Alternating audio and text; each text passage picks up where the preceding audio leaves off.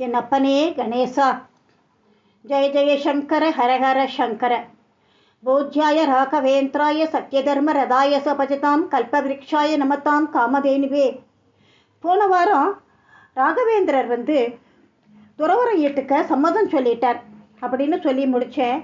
அதுக்கப்புறமா பார்க்குறேன், தஞ்சாவூர் மன்னர் ரகுநாத பூபாலர் என்ன பண்ணினார்னாக்க, பீடாரோகர விழாவுக்கு ரொம்ப விமர்சை ஏற்பாடெல்லாம் பண்ணிட்டு இருக்கார். மகாராஜாவே வெண்சாமரம் வீசுறார். ஸ்ரீ ராகவேந்திர தீர்த்த பாதங்களவரு அப்படின்னு திருநாமம் கொடுத்தாச்சு அவருக்கு. அவர் ஸ்ரீ மாத்வாபீட அதிபதியாக நியமனம் ஆயிடுத்து. ருக்மணி தேவி பூஜித்த கிருஷ்ண விக்கிரகத்தை உடுப்பியில் தான் மாத்வாச்சாரியர் ஸ்தாபிதம் பண்ணியிருக்கார்.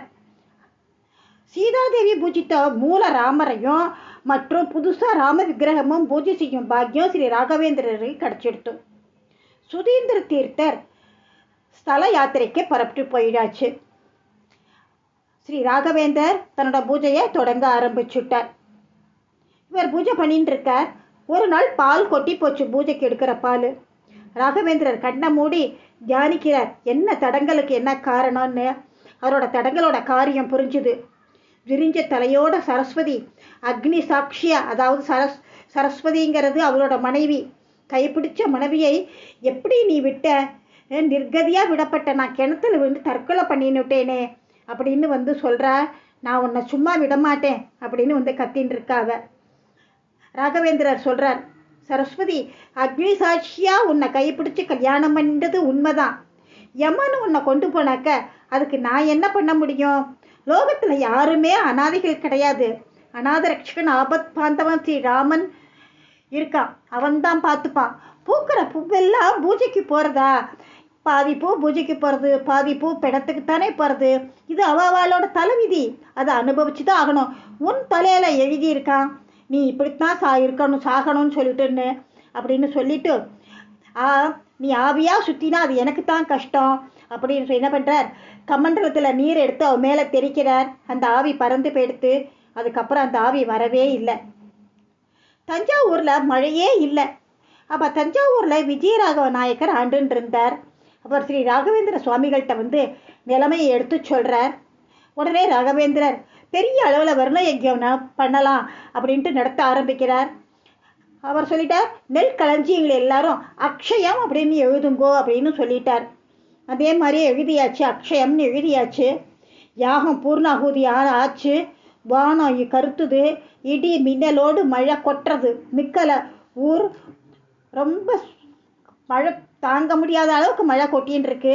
நாயகருக்கு ரொம்ப சந்தோஷமாயிடுத்து. அதுக்கு பரிகாரமாக ரத்தன மாலை ஒன்றை பரிசாக கொடுக்குறார். ராகவேந்திரர் அதை திரும்பி இருந்த ரத்தன மாலையை பார்த்தார், கொண்டு வந்தவனையும் பார்த்தார். அதை தான் வளர்த்துட்டு இருந்த அதை அக்னியிலேயே தூக்கி போட்டுட்டார். அந்த தூதன் போய் மன்னர்கிட்ட சொல்லிட்டான், செய்தி சொல்லிட்டான், இந்த மாதிரி அவர் அக்னியில் போட்டுட்டார் ரத்தன மாலையன்னு. மன்னர் சுவாமிகளை காண வந்தார். சுவாமி, நான் உங்களுக்கு ரத்தன மாலை காணிக்கையாக கொடுத்தேன் இல்லையா, அதை கொஞ்சம் எனக்கு தர முடியுமோ அப்படின்னு கேட்குறான். உடனே அவர் அக்னியில் மறுபடியும் யாக ஜோராக கணீர்னு மந்திரத்தை சொல்கிறார். கையை நீட்டுறார். அவர் தூக்கிப்பட்ட மாலை அவர் கைக்கு வந்துருத்து.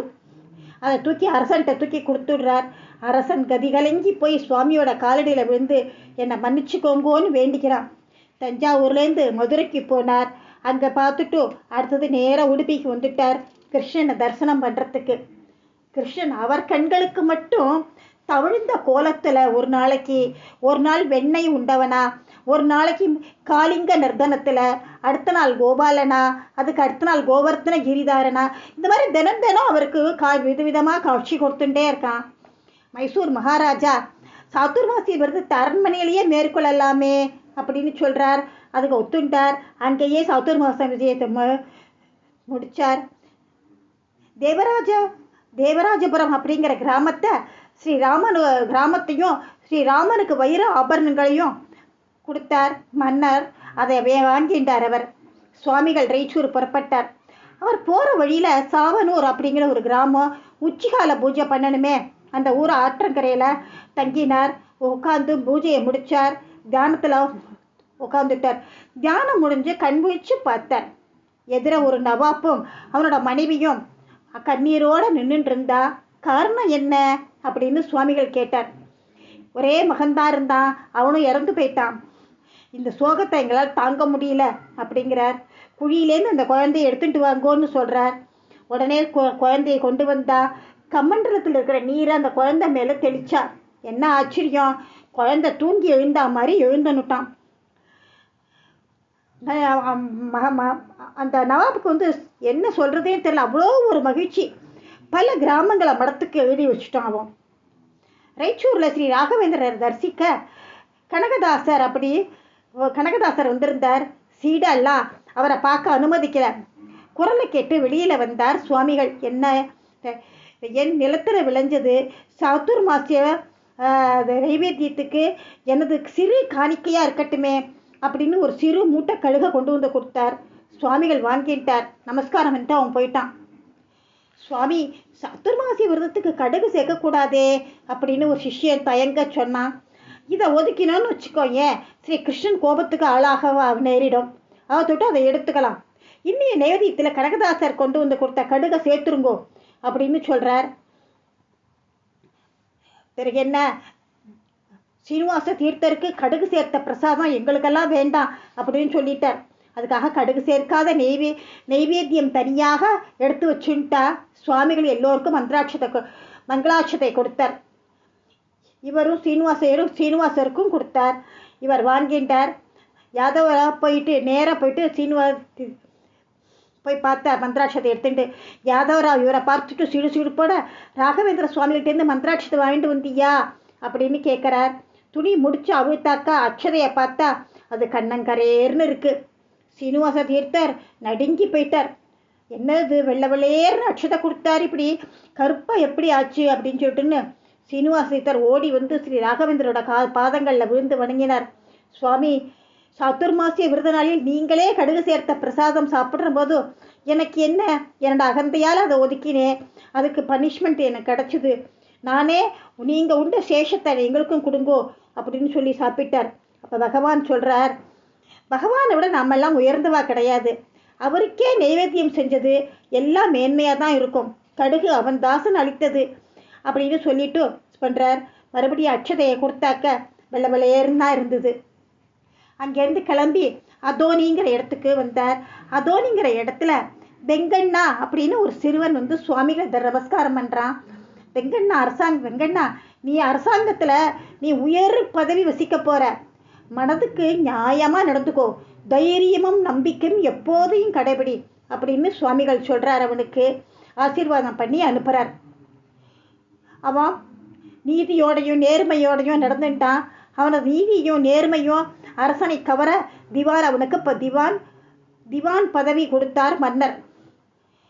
முஸ்லீம் மன்னனான அசதுல்கானுக்கு வெங்கண்ணா ஸ்ரீ ராகவேந்திரன் அடிக்கடி புகழ்ந்து பேசுறது வியப்பா இருந்தது. உன் குரு அத்தனை சக்தி வாய்ந்தவரா, நீ சொல்ல அவரை பார்க்கணும்னு ஆவல் எனக்கு இருக்கு, சீக்கிரம் ஏற்பாடு செய் அப்படின்னு சொல்றார். ராகவேந்திர வேண்டி வரவழைத்து தன் மாளிகளை தங்க வைக்கிறார் வெங்கண்ணா. அதற்குள்ள அவன் என்ன பண்ணுறான்னாக்கா, பசு மாமிசத்தை பக்குவமாக சமைச்சு தங்க தம்பாளத்தில் வச்சு பட்டாடையால் மூடி எடுத்து வர சொன்னான் நவாப். தானே தம்பாளத்தை வாங்கி சுவாமிகள் முன்னாடி வச்சான் நவாப். ராகவேந்திர தரிசிக்க கூட்டம் அலமோதுறது. சுவாமிஜி, இன்னைக்கு இதை உங்கள் ராமருக்கு நைவேத்தியம் பண்ணி பக்தாளுக்கு உங்கள் கையாலேயே விநியோகம் பண்ணணும் அப்படிங்கிறான் அரசன்.